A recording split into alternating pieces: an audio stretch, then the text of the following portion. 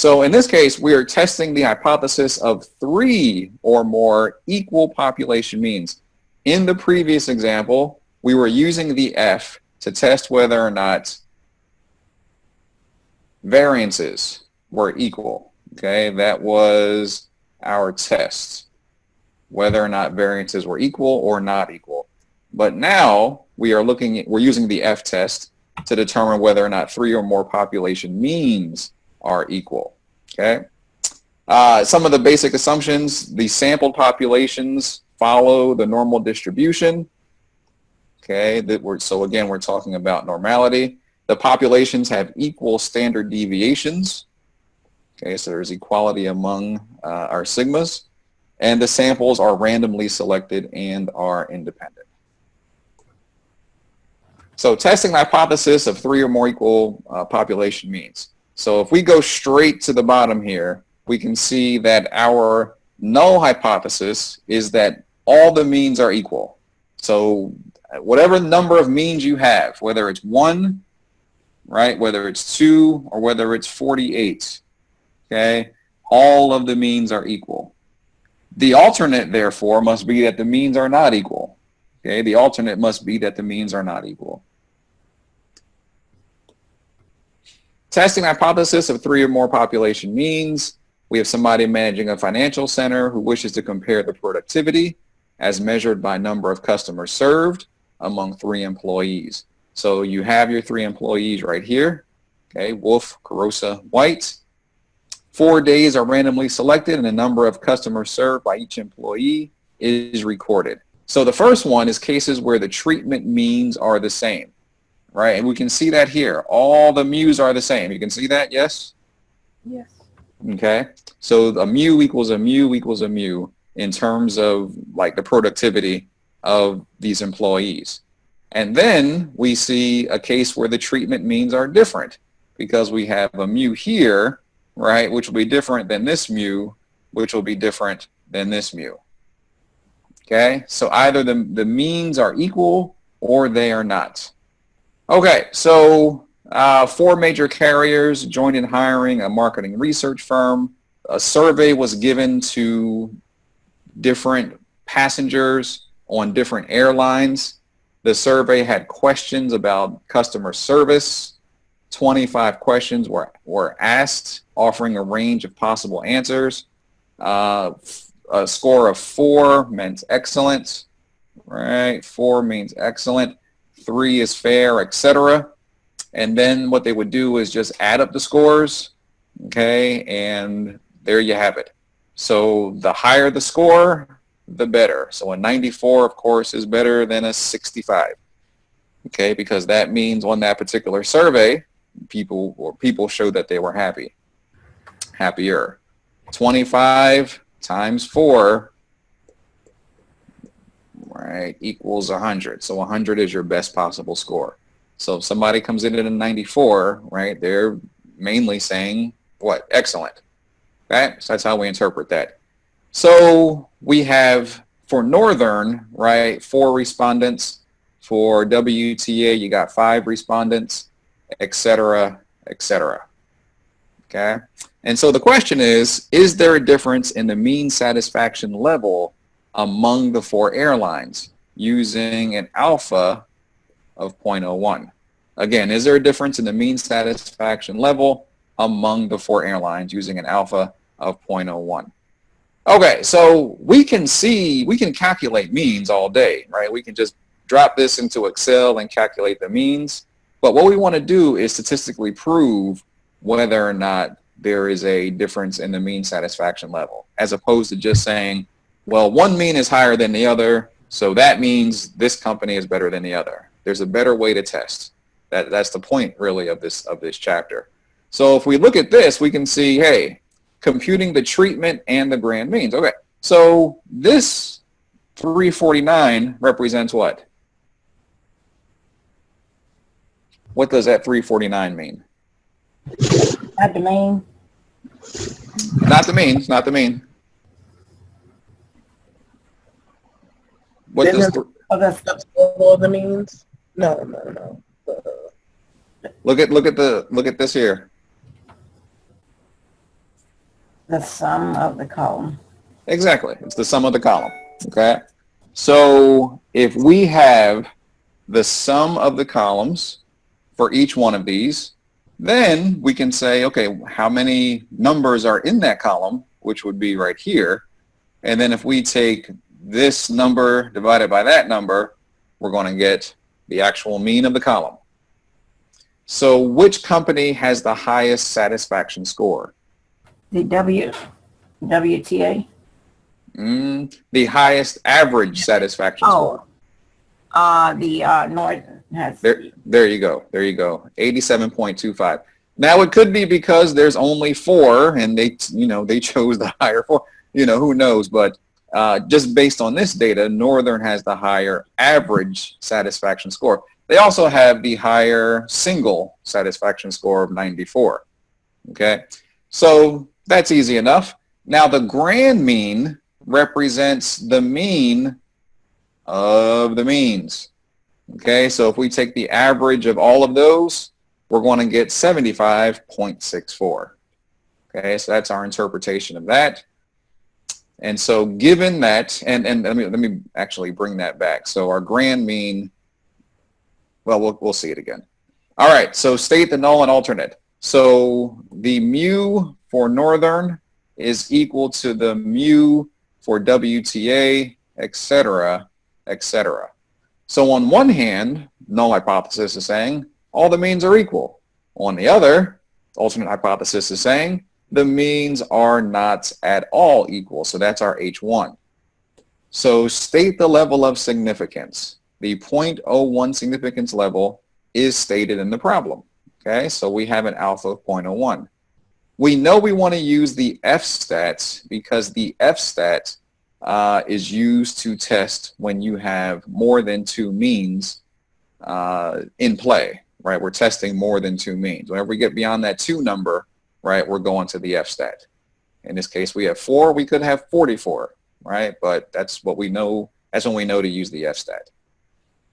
Okay, the F-stat will be used to formulate the decision rule. It's the ratio of 2 variances. So here's the magic here. The degrees of freedom in the numerator, okay? Number of treatments. Number of treatments. The number of treatments is really just your number of variables, okay? And it's represented by K.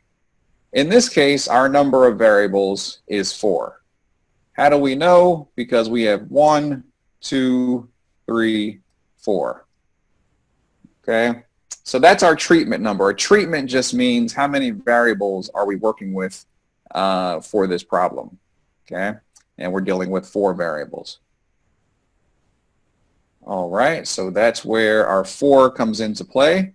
And so the degrees of freedom in the numerator will be K minus 1. Okay, if you recall from our earlier problem, it was just N minus 1, right? Remember that? Yes. Our numerator was N minus 1. Now it's no longer N minus 1, okay, which is what it used to be in the earlier problem. Now we're going to K minus 1 if we're dealing with multiple means F-test. Okay, so that's where we get 3, because it's 4 minus 1. Okay, so what about our denominator? Well, this is going to be N minus K. N minus K.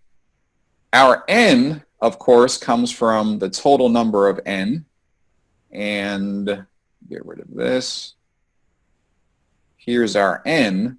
And all that means is that there's 4 here, plus 5, plus 7, plus 6. You add all that up, you get 22.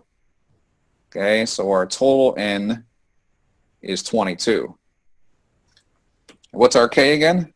No, it's 4. It's 4. There you go. It's 4. Okay, so therefore, N minus K equals what? 18. Okay, 18. All right.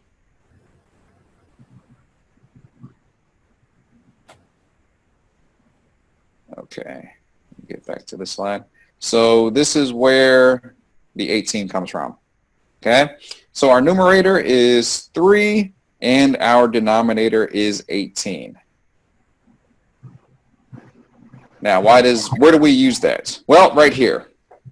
We see alpha, okay, we know our alpha is 0.01, and we see k minus 1, right, which was, again, 3, and our n minus k is 18. If you drop this information, right, what information?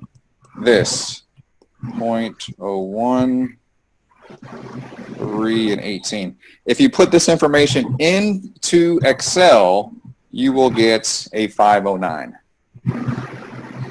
Okay, if you put that information into Excel, you're going to get a 509, similar to if you're using the table here. Okay. All right. Now, what is that? The critical or the computed value? That is critical. That's correct. That is known as your critical value, okay, which establishes the rejection region. If we're drawing this out, as I always say, you should be drawing out stuff.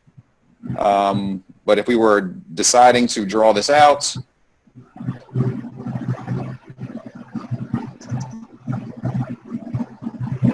right, 509.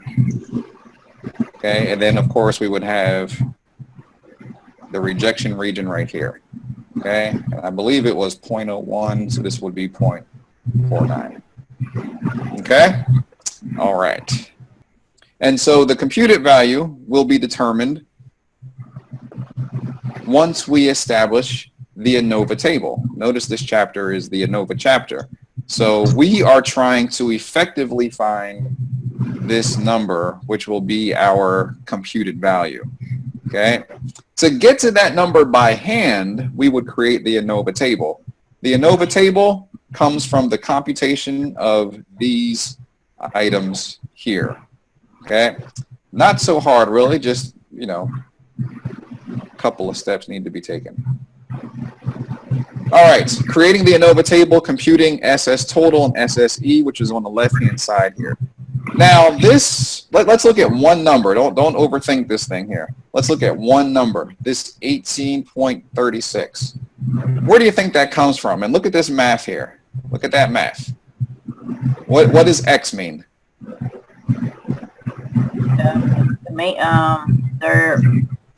The number itself. Mm-hmm.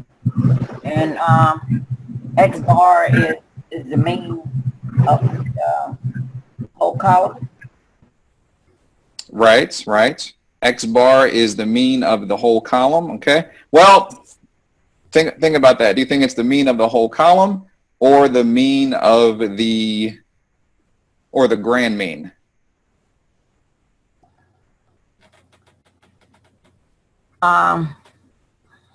Yeah, I guess it would be the grand mean. Okay, let's figure it out. Let's see here, and I'm going to put 18.36 right there, and go back to the original data. Okay, so here's the original data. Okay, and the original data has 94. Right, 94 as our first data point. Okay. And our grand mean is 75.64. Somebody calculate that. 18.36. There you go. 18.36. And so we took X minus XG. We're going to call that the grand mean. And we get the 18.36. Let's do another one. Okay, let's do another one here. Let's do the 75. Okay, let's use the 75. So we're going to take 75 minus 75.64. And what does that give us? You can just eyeball that one. Let's say negative 0.64. There you go, negative 0.64. So our two answers are 18.36, which would correspond to this number, and then negative 0.64, which again corresponds to this number. Okay, so let's go back to our table and see if we have those numbers.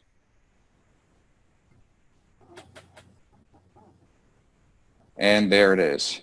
Here's your 18.36, and there's your negative 0.64. So can you see now where all of these numbers come from? Yes. Okay. Like I said, it's easy math.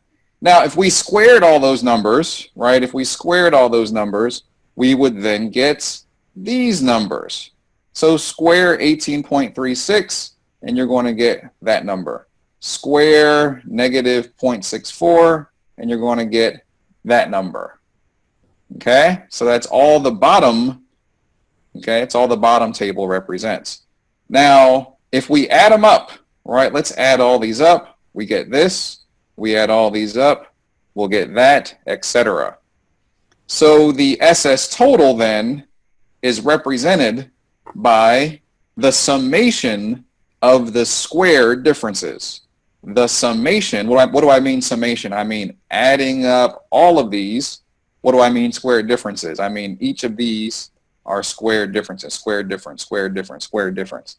So if we add up all of the squared difference, we get something known as the SS total, which is 1485.10. And we can see that number right here. Right there. Okay, 1485.10. So when we're talking about the sum of squares total, right, or SS total, which is different than SST. Don't get these two, even though they're like the same letters. Don't get them confused, because one is SS treatment, the other is SS total. Just told you how to get the SS total. Okay. All right. So if you got that, then let's take a look at this one over here. So 6.75. Okay, 6.75. Where do we think that's coming from? What is X for northern? X, it's 94. 94. Okay. And then what is XC? What do you think XC is? This is not something that we told you before, but what do you think XC is? XC is going to be that number. Okay, it's just the mean of the column. The mean of the column. So if I were to take 94 minus 87.25, right, give me an answer there real quick. 6.75. 6.75. Okay, so let's do that. That's one of them. Let me take another random one here. Let's go with 78. So 78 minus the column for Pocono, 72.86. Let me get an answer there. 5.14. 5.14. Okay, so let's hold on to these two numbers, right? For 94, the answer should be 6.75. For the 78 in Pocono, the answer should be 5.14. Okay, so we go back and we have 6.75 right there. Okay, that matches. And then we have a 5.14 right there. So that is where these numbers come from. Okay, if you square them, that's going to give you this set of data. And if you add them up, that will then give you this set of data. Okay? Now, if you add up all of those, you will get something called the SSE, sum of squares error, of 594.41. Okay? And so that then tells you what the SSE is. And all the SSE is the squared differences of your data points. The squared differences, really the error, because when we say error, we're saying, hey, 6.75 represents the fact that, yes, 94 was the score minus the average score for Northern. So that's what we mean by the 6.75 being the difference of the average and the actual data point. So we can call that an error. 6.75 represents the difference or the error between 87.25 and 94. Okay, and then we apply that logic for all the data points, add them up per column, and then add up all the columns. That's the total sum of all the squared errors. And again, we always square, at least most of the time, we square in stats to get rid of your negative signs. That's why we usually square, because if you don't do that, you're going to have very difficult to interpret data. So that's why we square things. In this case, we added them up to get the SSE. So the SSE is 594.41. Okay. And if we go here, we can see the 594.41. And now that we have those two data points, we can find the 89.69, 890.69. Because remember, we got this first, right? Then we got that. Just a little bit of math, right? A little bit of division. I'm sorry, a little bit of subtraction gives us the 890.69.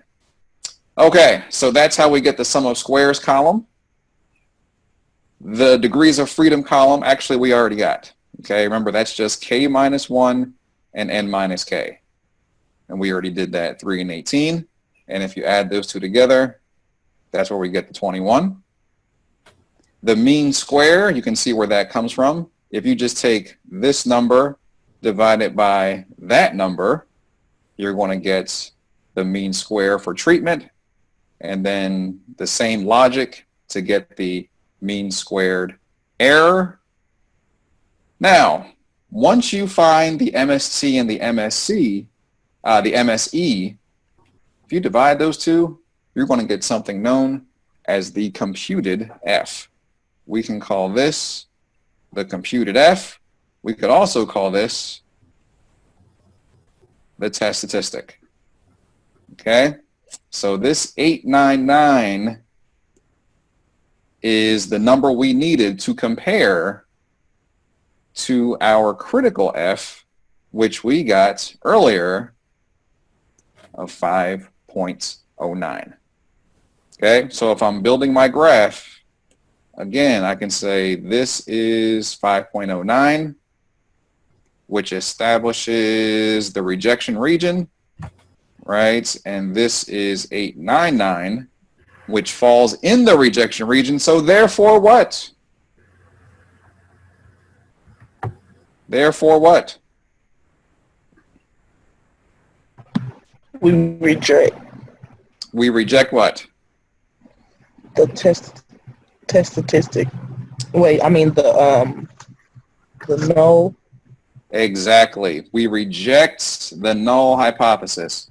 And what was the null hypothesis? That they were all equal. Right. The null hypothesis is that all of the means are equal. What means, you ask? These means here. Okay. These means for all of the airlines. Okay. Specifically, that these were equal. Okay. So we tested whether or not they were equal or whether they were not equal. We rejected the fact that they are equal. We do not like that. Okay. We do like the claim based on statistical testing. We do like the claim that they are not equal. Okay. So we are rejecting and not rejecting the alternate. Reject the null, not reject the alternate. Okay, questions on that? No. All right. And there is a way, again, in Excel to get to those numbers.